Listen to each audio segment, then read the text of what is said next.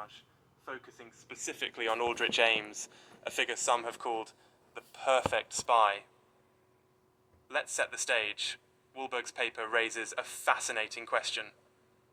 What do spies really accomplish, and how do their actions reflect the broader cultural and political realities of their time? I mean, what is the value or meaning of espionage in an era that has moved far from the cloak and dagger antics of the Cold War?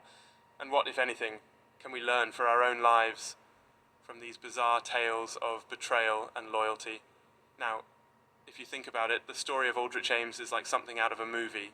Ames, a CIA operative, spent years giving secrets, top-level stuff, to the Soviet Union for money, yes, but also out of a deep disillusionment with the whole system.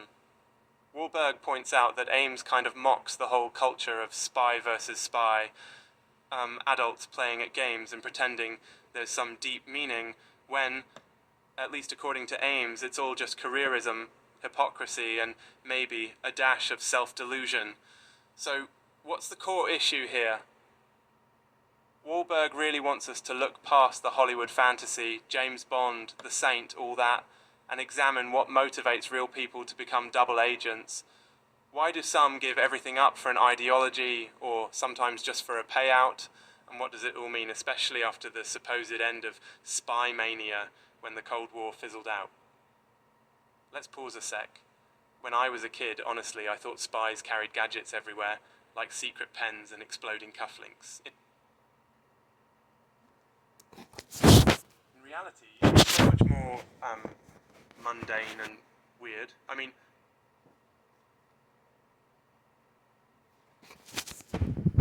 most spies are sitting at desks, thumbing through files, maybe just emailing back and forth. Anyway, sorry, back to the paper. Wahlberg's methods here are, well, a blend. He relies on interviews, historical accounts, and existing biographies. He really pulls out snippets from Ames's own words, some relayed through Early's Confessions of a Spy, and highlights how, for Ames, the so-called intelligence wars seemed like a silly game. Adults in kids' masks. Imagine your own workplace like that. What's real, and what's just some elaborate performance? Now, the findings. Here's the big thing. According to the paper, what's really at stake isn't just the secrets changing hands, but rather what the whole theatrical game of espionage tells us about power, truth, and betrayal. Ames, for example, doesn't exactly deny guilt.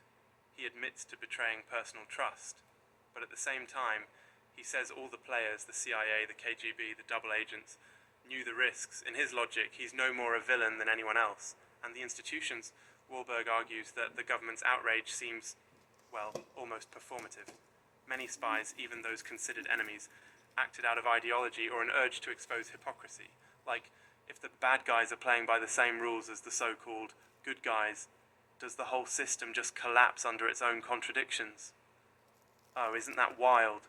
What does this mean for you, the listener? It's a good question. The paper, neutrally presented here, asks us to reflect on where we place our trust. Are our institutions as consistent and moral as they claim? Or do they, like Ames suggests, sometimes operate in a fog of self-justification? And there's this lingering sense that while the Cold War is over, the world of secrets just keeps evolving. Think of cyber espionage, teen hackers, rogue whistleblowers, the rise of hacktivism, the underlying motives shift. But those same questions about loyalty, truth, and betrayal don't go away. And, okay, weird aside, but isn't it funny how nearly every spy story ends with a civic holiday or a parade? Like Ames being arrested on President's Day. There's something poetic or just corny about these moments, mixing national symbolism and scandal. Maybe it's just me, but do governments plan this stuff, or is it cosmic irony? I never know. Wrapping this up, I want to make it very clear. I'm not endorsing Wahlberg's views or Ames's actions here. My job is just to present research neutrally for you to think about. Academic work isn't absolute truth. It's a conversation starter, a launching pad for your own questions.